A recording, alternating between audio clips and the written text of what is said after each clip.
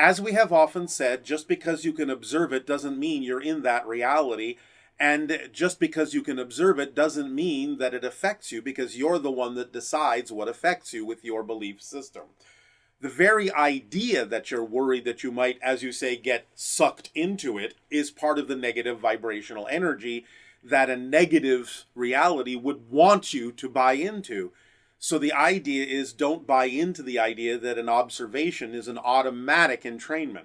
If you, again, stay balanced and centered with what you know is true for you, you will realize that as you expand your consciousness, you're not going to become less aware of the potential for negative choices. You'll become more aware of the potential for negative choices, but you'll also understand that it's nothing more than a potential.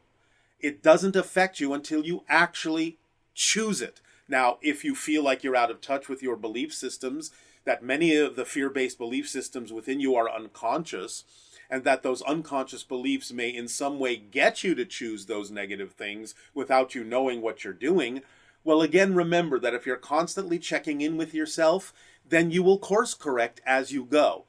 The people that get caught up deeply in the idea of fear-based realities and negative conspiracy theories are usually the ones that don't bother to check in with themselves as to whether they're getting caught up in it. So as long as you're constantly going back to center and checking within yourself to say, does this really resonate with me? And this central position in this balanced point of view, does this really resonate with me or does it not?